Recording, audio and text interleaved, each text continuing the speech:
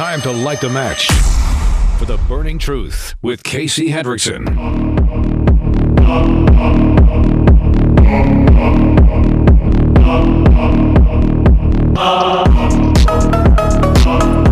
All right. I'm trying to contain my composure here because I have, frankly, been annoyed all day. But then you run into politicians in the state of Indiana who say the dumbest and most ridiculous crap. And there's a difference between a politician that's just lying to you to try and spin something up or get a vote or something like that. And then there's politicians who lie because they want to damage your family and they want to damage your children. And I kind of draw a line there. Good afternoon. Thank you for tuning into The Burning Truth. I am your host, Casey Hendrickson. I want to thank R&B Car Company, locations in South Bend, Warsaw, and Fort Wayne. Go to rbcarcompany.com. I cannot stress this enough. I really, truly cannot. I have spent a lot of time, and I understand that I've spent a lot of time going over education funding in the state of Indiana. And folks, I completely get it if you are sick and tired of hearing about it. I'm sick and tired of telling you about it. The problem is, we continue to have, a Democratic Party in the state who lies to you about this because they want to take the choice away from you about how your children get their education. And at some point, you have to acknowledge that there has got to be some sinister plot there because it is not normal. It's not practical. It's not honest. So why is it that it continues to happen? I think it's a good question. So there's this dweeb out there named Josh Lowry. I don't even know if anybody in this audience is in this guy's district. So this guy is the Democrat nominee for House District 24. And he posted about 7 hours ago. Public funds should go to public schools. Okay? That right there is false. Education funding is supposed to go to education. My money should go to where my kid is getting their education. And if my kid changes schools, my money should follow my kid to their new school because you should fund the student and not the school. Because the goal is to make sure that there's enough money for the student to be able to get a good quality education. Not to prop up a bad school that will not turn out good students. So here's the lie. Indiana public schools educate 93% of kids, but only get 64% of public funds. Not true. That's because school choice sends 36% of the education budget to subsidize private schools for 7% of kids. No. Absolutely not. If only there was a way, and Morgan, I know this is going to be very complicated for some people. If only there was a way for people to go to the government website for the Department of Education and actually look at the damn budget. Now, I understand that percentages are not always the easiest thing for some people to do. So I want you to write this down. Percentage calculator. And put it in your search engine. And then go to the first link that pops up. And then take some time to yourself about 5 minutes, and watch how quickly Josh Lowry's stupid claim and the claim of other dumb Democrats in the state of Indiana falls apart when you look at K through 12 education funding. Specifically, K through 12 education funding. Now, before we dive into that and rip apart his dumb lie, I would like to remind everybody that since 2017, Indiana has grown the education budget by over 42%. It now occupies half of our budget and is continuing to take a larger chunk of our budget going through 2025. There is absolutely no funding cuts that are happening. There's no reduction of money going to public schools at all. Now, let me ask you a very simple question. And I tell you this as not just somebody who has been doing this for a very long time and uncovering the exact same talking points in multiple states and multiple cities and multiple counties from multiple different teachers' unions who all feed you the same lie about school choice. In the state of Indiana, which is all I'm concerned with for the sake of this argument here in this topic, in the state of Indiana, up to and only up to 90% of the funding for your child may follow your child to their new school using the Indiana School Choice Scholarship. Now, if you're confused about this, you can go to the Indiana Education website and see for yourself. You can also just do a little Google search for the Indiana Choice Scholarship and see for yourself. I myself fill this paperwork out every year. I cannot get 100% of the funds that are allocated to my children to follow my children to their school of choice. Some of that money gets left behind. Hey, Morgan, where does that extra money get left behind? That's a windfall to public schools. So you have a public school that has one less child, doesn't have to expend any energy or any money on said child, and they get at least 10% in money for that child anyway. But the kid ain't there anymore. That is somehow a cut to Democrats and the teachers union. No, you cut public education. No, I didn't. The kid is no longer there. And because the kid is no longer there and is no longer your responsibility, and you have no expenses of energy or funds or time for said kid, but you're still getting money for said kid, you have a windfall. So, es pleno to me, if you have only 90% that can follow the child to their school of choice, how is it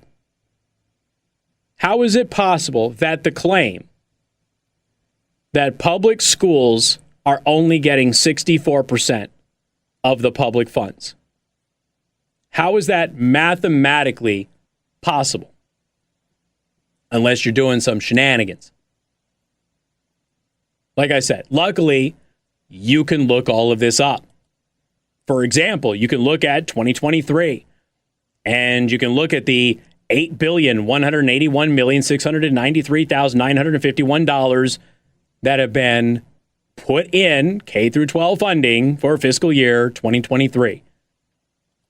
And then, of course, you can go ahead and dive into the database a little bit more, and you can find out that the state for the 2022-2023 school year paid $439 million in tuition grants to private, parochial, or non-religious schools. Okay? Now you can do some math. Now, when you find out that it's around 7% of Hoosier students don't go to public school but exercise the choice scholarship option to choose which school they want to go to, you can start crunching the numbers. So if you have 7%, it's between 7 and 7.4%. We'll just say 7% to make it easy, okay? So if you have 7% of K through 12 students in the state of Indiana who go to private school or exercise school choice, because they're not all private, but you know what I'm saying. So you have 7% of students do not go to their assigned public school. They go to school choice schools. And yet, Indiana only pays out 5.365% to the tuition of those choice scholarship schools. Well, that doesn't seem at all like there's 30 some odd percent that is getting siphoned off of public school, does it? Morgan, does that seem like that? No, Morgan says no. That's strange. They keep telling you that public schools are losing like 36% of their funding to the choice scholarship program, but they're not. And you can see it in the budget on the government's website in their own report. Furthermore, since we know that only up to 90% of the funds will follow your kid to their new school with the choice scholarship, you know that there's going to be some money left behind. Might that possibly explain how it is we have 7% of Hoosier students exercising the choice scholarship, and yet they're only getting 5.365% in funding? What's the difference? Well, the difference is the extra percentage points that remain in public K through 12 education as a windfall and doesn't follow that student. And these politicians want to run around and they want to lie to you and fudge the numbers and manipulate the data when it's all sitting right there for you on the government's own website. In fact, Indiana has several websites, in.gov/DOE. You can also go to the Indiana Senate Republicans budget site and take a look at the House Enrolled Act 1001. You can also look at the school funding formula, the state budget presentation there. You can look at all of the stuff from the choice scholarship. You can look it up all over the place. And it all says the exact same thing. And what it says is people like Democrat Josh Lowry, who is running for House District 24, and other Democrats that I have seen over the past several days posting this, they're lying to you. And they're lying to you because of one basic reason. They do not believe you have a right to choose where your child goes to school. And if you want to do that, you should not be entitled to any of the money that you pay for your kid or is allocated for your child by the state and federal governments. That money should not stay with your kid, but should stay instead with their home school instead of following your child around, which makes it near impossible for low-income, primarily minority families to be able to put their kid in a good school when it's available to them. They force them to stay in a crap school, all by lying to you. And, of course, teaching them critical race theory and gender studies and all that other nonsense. More on that coming up on The Burning Truth.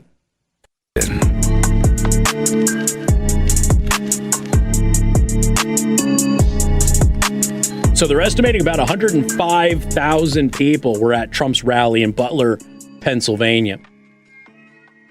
Now, that was obviously a big event just in Butler, Pennsylvania. It was a big event for the state, but it was also a big event online and on television, which may very well have motivated a ton of people to register to vote right then and there. Particularly if you are in Pennsylvania, which even Democrats in Pennsylvania are like, listen, Trump is connected to this state now, and he's resonating with people here. So if you have a major event that has, 100,000 or more people at it, it is getting a ton of attention online and in some television circles, even though the, corporate media tried to ignore it as much as possible. You have all of those people who might be motivated to register to vote as a result, right? Don't you think that would be, if you're a Democrat, the perfect time to, I don't know, schedule an update on the Pennsylvania voter registration website so that way nobody could register to vote in Pennsylvania while the rally was happening? That seems like that might actually be a really good strategy to do, right? I mean, it's voter disenfranchisement, it's dirty pool, but the same day that thousands, possibly 100,000 or more, attended Trump's rally in Butler, Pennsylvania, where an attempt was made on his life just 3 months ago, which the news media forgot about, Pennsylvania scheduled maintenance on its voter registration website so people could not register. Well, isn't that a wonderful coinkydink? See, Kamala is looking dumber and dumber for not having Shapiro as her running mate. Trump announced on September 25th that he would make an historic return to Butler on October 5th, months after he was shot in the side of the head by a would-be assassin on July 13th. The Pennsylvania voter registration website announced its scheduled maintenance sometime between September 30th and October 1st. So Trump makes the announcement on the 25th of September. 5 days later, the Pennsylvania voter registration website makes a public announcement on when they're going to be running updates on their voter registration site, so that way you can't use it. Remember, the state is run by a Democrat. The operation would have taken the site offline for several hours during the same time frame the Trump campaign expected to register voters. The department, however, moved the window of time for maintenance to later in the night amid early outcry. But they tried to get away with it. They tried. They just got busted. Dirty tricks, dirty pool. That's who they are. You got more coming up. You can follow me on social media at Casey the Host on X, Instagram, and of course, Truth Social. You got more coming up. You're listening to The Burning Truth.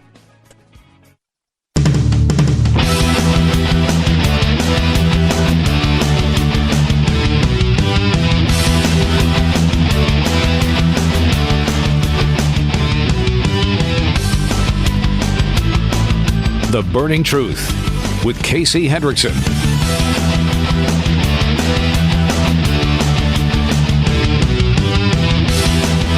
All right, let's address some 60 Minutes stuff. We got to go back in time right now because 60 Minutes is, once again, they're trying to go out there and say that Trump ducked them and all of that other stuff. That Trump backed out of a 60 Minutes interview. I mean, I wouldn't recommend that Donald Trump do a 60 Minutes interview. 60 Minutes doesn't have a great history of doing interviews with him. They've got a history of lying and being confrontational and providing false fact checks that end up not being true. I wouldn't do an interview with 60 Minutes. Like, why bother? But let's just go back in time because the Tim Walz, Kamala Harris interviews have now aired.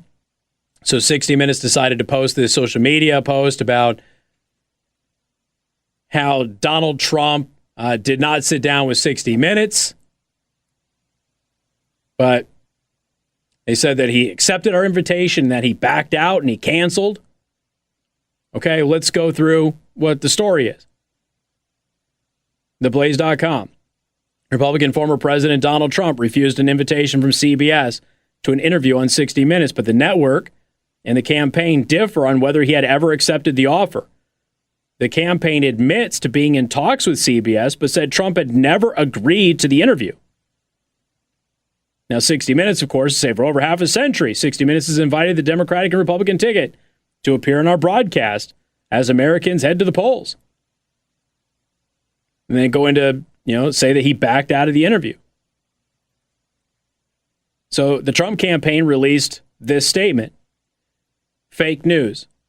60 Minutes begged for an interview, even after they were caught lying about the Hunter Biden laptop back in 2020. There were initial discussions, but nothing was ever scheduled or locked in. 60 Minutes is the most watched news magazine in the U.S., according to CBS. So the Trump camp says, no, we were negotiating with them, but we never agreed. Now, Donald Trump said that he would go on CBS on 60 Minutes, only on the condition that he get an apology from the network.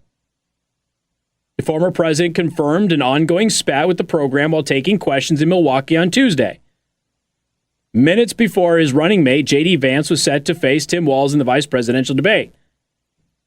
Trump referenced his contentious 2020 sit-down with CBS's Leslie Stahl, who made an absolute fool of herself and basically caricatured herself as the buffoon that she is. He walked out on a White House sit-down and said the holdup was over his demand for an apology. First, I want to get an apology, Trump said when he was asked about the next sit-down interview. They said the laptop from hell was from Russia. I said it wasn't from Russia. It was from Hunter Biden. The interview, paired with one with Kamala Harris, was set to air on Monday night. They really owed me an apology. And of course, they did. I mean, Dan Bongino and others played the excerpts from that interview in which Leslie Stahl was wrong. She was wrong at the time. This is the thing. She lied, okay? She wasn't somebody who didn't know any better. We all knew that that laptop had been authenticated when that interview happened. Leslie Stahl should have known. Leslie Stahl chose to lie in that interview. They absolutely owe him an apology. Trump's demand could provide him with some leverage at the debate itself, yada, yada, yada. So basically, CBS says they reached out to him and that he accepted. He says, I didn't accept. We were in negotiations, but I wanted an apology. CBS obviously wasn't willing to do the apology, so the interview never happened. Plain and simple. So if the interview never happened, and he never accepted it because they didn't give the apology that he wanted. Now, you may not like the fact that he wanted an apology, but there is no doubt that he was owed one because Leslie Stahl, again, lied. He was correct. They were wrong. That interview went off the rails because of her behavior and her accusing him of not telling the truth. But he was right and she was wrong. They owe him an apology. You may not like it. Don't really care. Then, guess what we got? Well, we got 60 Minutes during the Kamala interview, which was a disaster for her, by the way. Caught red-handed, deceptively editing her interview. Huh. Daily Mail. Kamala Harris's word salad response on 60 Minutes is edited out by CBS. CBS News appears to have edited the 60 Minutes interview with Kamala Harris to show the Democratic 2024 hopeful in a more positive light. Social media erupted in criticism of the vice president's word salad response to a question about the Israeli-Hamas war. But after the episode aired on 60 Minutes on Monday night, the version that was put onto the show's official YouTube page did not include Harris's nonsensical answer and instead included a truncated and more straightforward response. Oh, so you edited it to make her seem more articulate than she actually is. Okay? Judge for yourself. Could you cue my audio, please? Listen to the difference from what actually happened in the interview and what they actually aired on 60 Minutes. But it seems that Prime Minister Netanyahu is not listening. Well, Bill, the work that we have done has resulted in a number of movements in that region by Israel that were She's trembling. Very much prompted by or a result of many things, including our advocacy for what needs to happen in the region. But it seems that Prime Minister Netanyahu is not listening. We are not going to stop pursuing what is necessary for the United States to be clear about where we stand on the need for this war to end. But it's So you deceptively edited your video to make her seem like she wasn't a blithering, bumbling idiot. Well, it sure looks like Donald Trump made the right call. If you're going to deceptively edit how your interviews go to make one person look better and one person look worse, why bother doing the interview? So there's a lot of sound bites from this that are not good for her. But the story is really about CBS News and 60 Minutes lying about this. Now, you can believe 60 Minutes all you want, but I don't know, it sure seems like Trump would want an apology, and he's owed one. You may not like the guy, but the fact of the matter is he was correct. Leslie Stahl was wrong. And that last interview with 60 Minutes went off of the rails because she interjected and called him a liar. The whole, sir, that whole thing. Remember that? So he wants an apology because they were wrong. They wouldn't do it, so he didn't do the interview. And then they did an interview with Kamala in which they edited the interview to make her not seem like a moron. We got more coming up. You're tuned into The Burning Truth.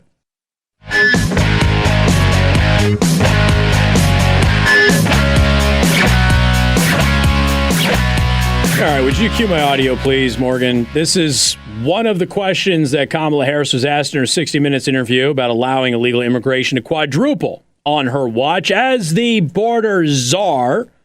Listen very carefully to her answer. She gets asked this question 3 times in this 1 minute and 19-second clip. The border for years. And so I know this is not a problem that started with your administration. Correct.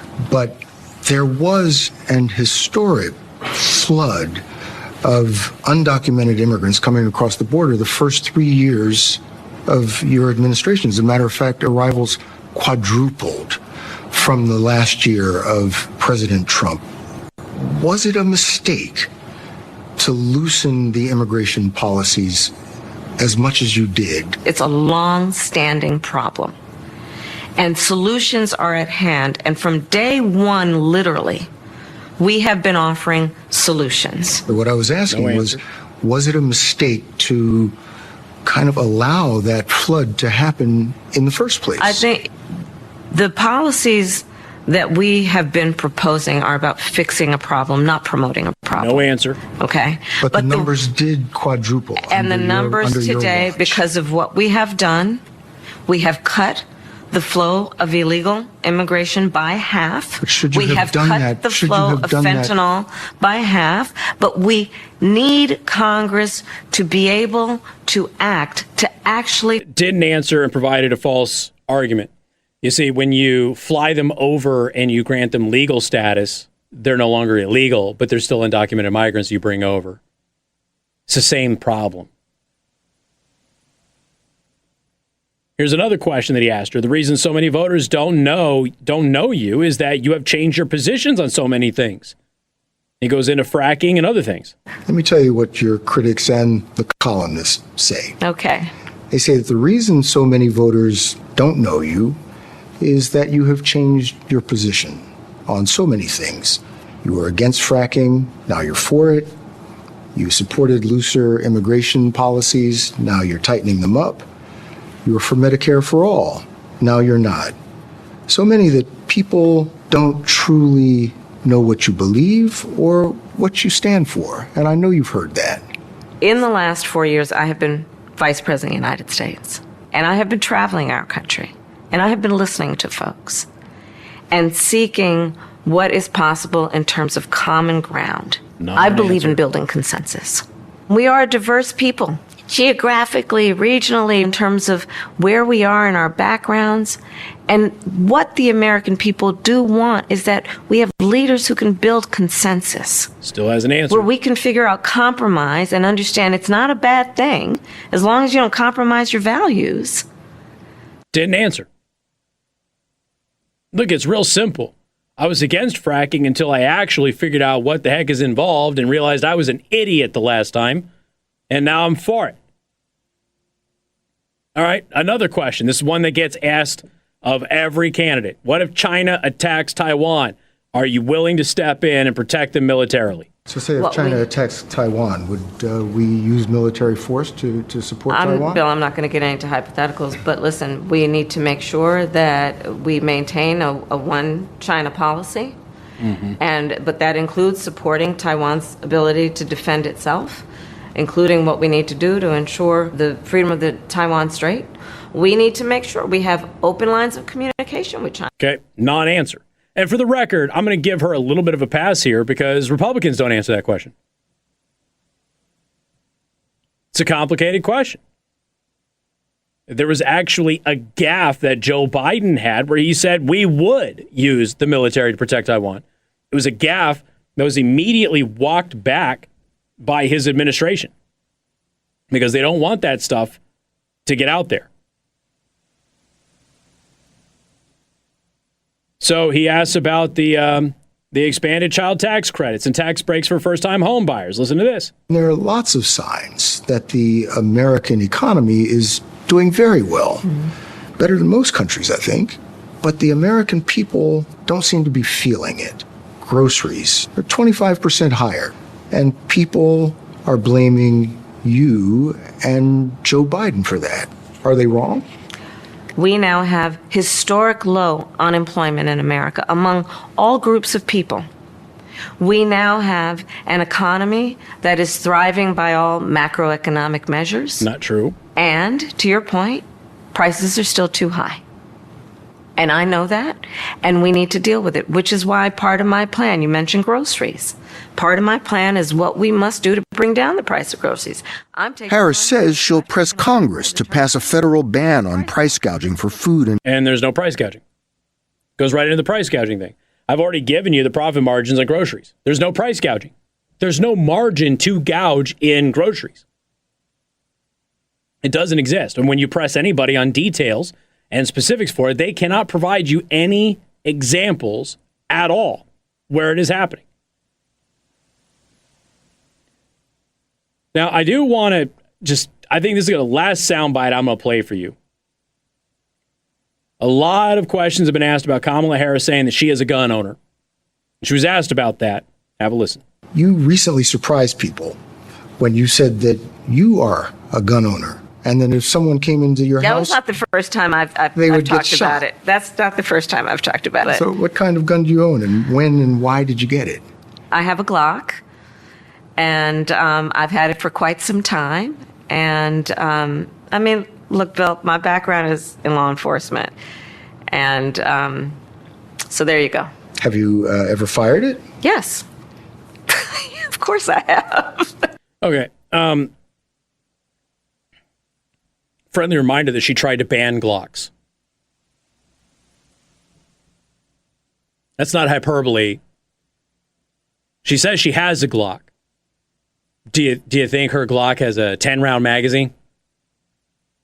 You think it's limited by a 10-round magazine? You think Kamala Harris has more than a 10-round magazine? If she has a Glock. You notice she didn't tell you what kind of Glock it was. I wonder why she didn't tell you what kind of Glock it was. Morgan, you ever run into somebody who owns a Glock who doesn't tell you what kind of Glock it is? I was literally going to crack the mic and say, what kind? Never in my life have I ever heard anybody go, oh, I own a Glock. If there ain't a 17, a 19, I have never heard a Glock owner ever keep, it's like, do you do CrossFit or are you a vegan or which Glock do you have? It's a race to see which one is going to open their mouth and share too much information first. Most people don't believe that she has one. But I would also like to point out, if she does have a Glock, she tried to ban it for you.